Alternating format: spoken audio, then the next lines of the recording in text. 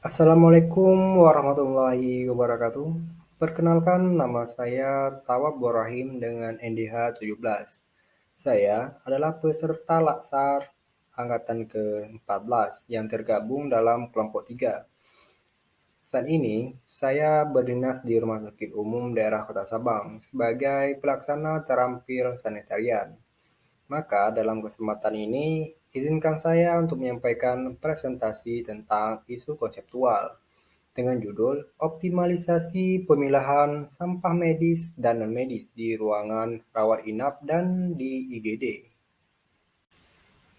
Baik, baik dimulai dari latar belakang. Jadi, latar belakangnya yang pertama adalah Undang-Undang Nomor 5 Tahun 2014 tentang aparatur sipil negara untuk membentuk karakter ASN yang kuat. Ini berbicara tentang aparatur sipil negara atau ASN untuk membentuk karakter ASN yang kuat dan mampu bersikap dan bertindak profesional dalam melayani masyarakat. Yang dimaksud dengan aparatur sipil negara merupakan profesi pegawai negeri dan pegawai pemerintahan dengan perjanjian kerja pada instansi pemerintah yang merupakan bagian dari reformasi birokrasi. Yang ketiga, aktualisasi dilaksanakan berdasarkan isu-isu pengamatan rumah sakit, yaitu di Rumah Sakit Umum Daerah Kota Sabang. Penulis menemukan berbagai isu masalah terkait maupun masalah-masalah yang sering timbul dalam ruang lingkup kesehatan lingkungan.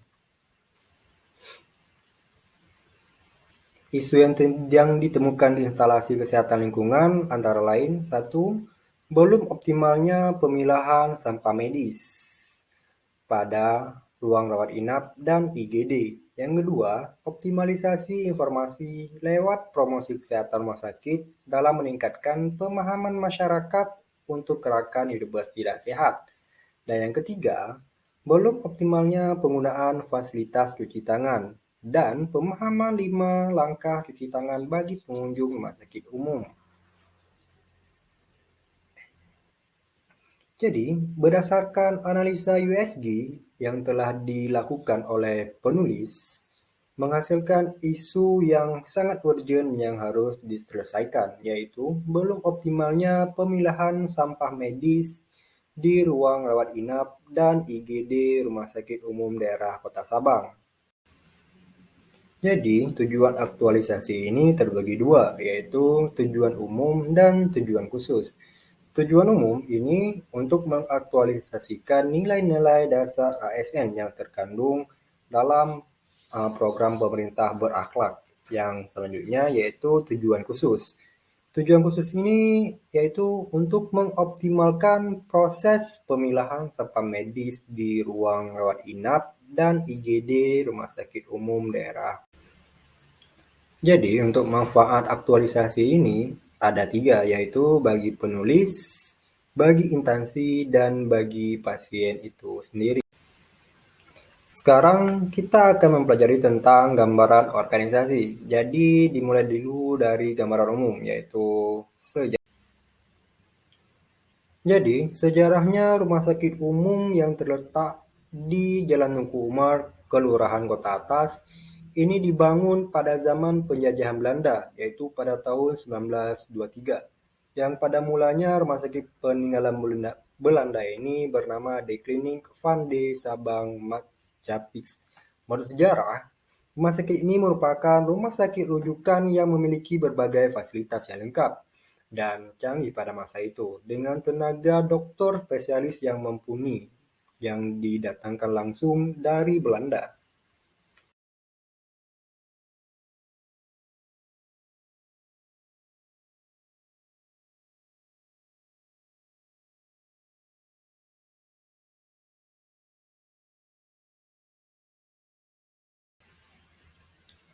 Berbicara tentang rumah sakit, tidak terlepas dari visi misi yang diemban oleh suatu organisasi, dalam hal ini yaitu Rumah Sakit Umum Daerah Kota Sabang.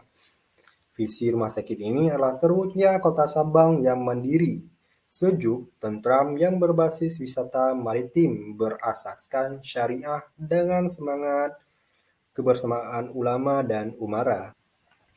Sedangkan visi yang akan ingin dituju oleh pemerintah Kota Sabang, dalam hal ini Rumah Sakit Umum Daerah Kota Sabang, yaitu meningkatkan pelayanan, mengembangkan kompetensi sumber daya manusia, mengembangkan bangunan yang dan peralatan yang atraktif dan siap pakai, mengembangkan sistem-sistem manajemen dan pelayanan rumah sakit, memberikan pelayanan yang responsif dan santun, berperan aktif dalam meningkatkan derajat kesehatan masyarakat, serta menjadikan Rumah Sakit Umum Daerah Kota Sabang ini sebagai rumah sakit pendidikan.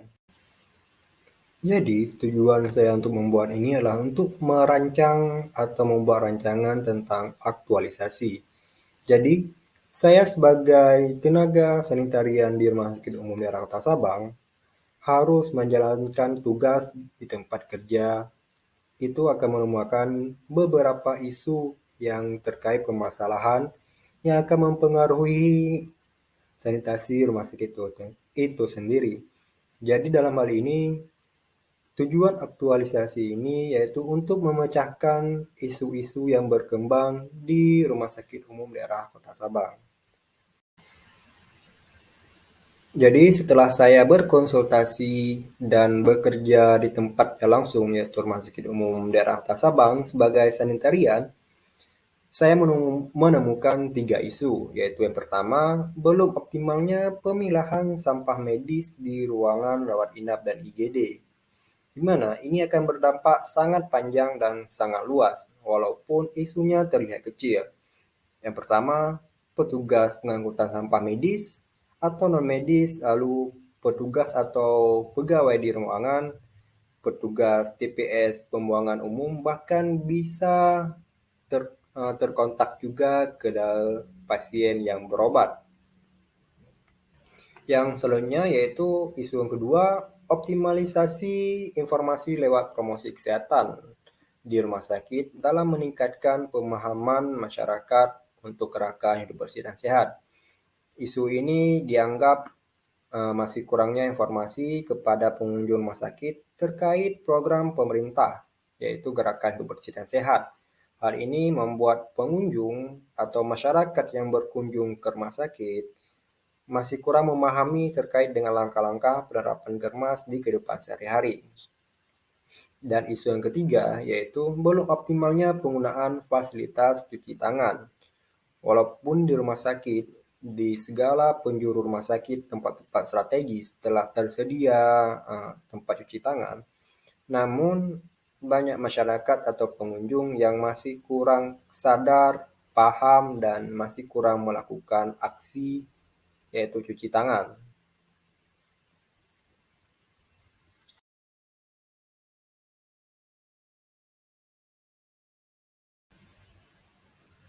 Jadi setelah dianalisis isu dengan menggunakan pemantapan isu dengan metode USG, penulis mendapatkan beberapa isu dengan tingkatan, yaitu tingkat pertama belum optimalnya pemilahan sampah medis di ruangan rawat inap dan IGD. Yang kedua, belum optimalnya penggunaan fasilitas cuci tangan dan pemahaman 5 langkah cuci tangan bagi pengunjung rumah sakit. Dan yang ketiga, pengoptimalan informasi lewat promosi kesehatan di rumah sakit dalam hal meningkatkan masyarakat untuk bergerak dalam program pemerintah yaitu Gerakan Hidup Bersih dan Sehat. Jadi setelah dianalisis dengan metode USG, penulis mendapatkan isu yang paling urgent yang harus diselesaikan, yaitu belum optimalnya pemilahan sampah medis di ruangan rawat inap dan IGD.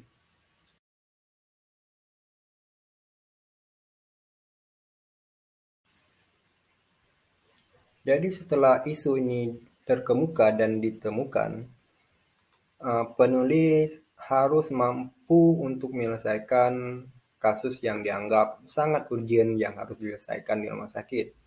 Jadi dalam hal ini, penulis telah menyiapkan beberapa langkah strategis atau kegiatan untuk pemecahan masalah tersebut. Yang pertama yaitu pertama kali dilakukan yaitu harus konsultasi dulu dengan pimpinan dan mentor. Hal ini untuk membuka wawasan penulis agar lebih luas dan mempunyai suatu legalitas dalam. Yang selanjutnya, kegiatan selanjutnya yaitu melakukan proses labeling pada wadah sampah medis dan non-medis. Hal ini dilakukan agar setiap pegawai di ruangan maupun pasien-pasien di ruangan dan petugas terkait mampu mengetahui bahwa mana wadah sampah medis dan mana wadah sampah non-medis. Hal ini akan memungkinkan seseorang akan membuang sampahnya yaitu pada tempat yang telah tersedia dengan baik. Yang kegiatan selanjutnya yaitu membuat poster dengan terkait dengan jenis-jenis sampah medis, cara pemilahannya, dan dampak yang ditimbulkan.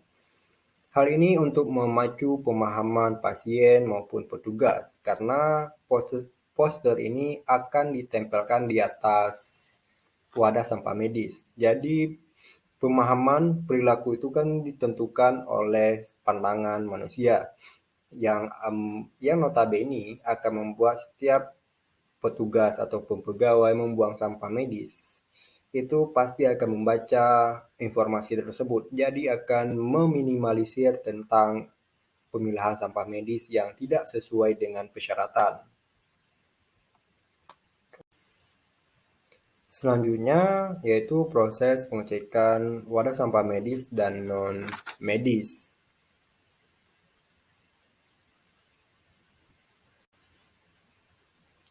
Kegiatan selanjutnya yaitu kegiatan melakukan sosialisasi terkait proses pemilahan sampah medis. Ini bertujuan agar pemahaman petugas dan staf semakin meningkat dan meminimalisir terhadap kesalahan pemilahan yang akan terjadi. Targetnya yaitu jelas petugas dan staf yang terkait.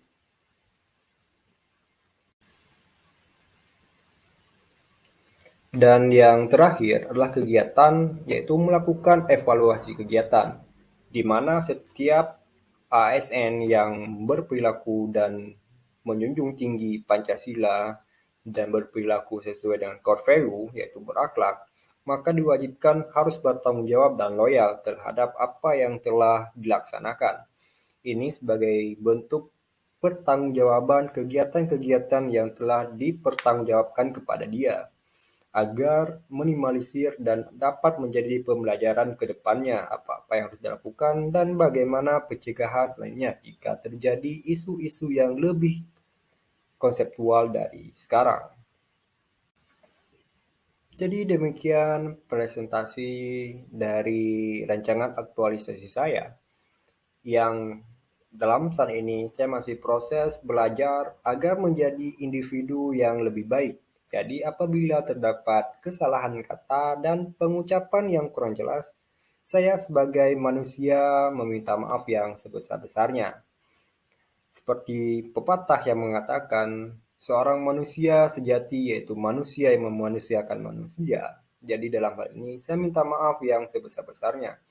Wabillahi taufiq wal hidayah. Wassalamualaikum warahmatullahi wabarakatuh.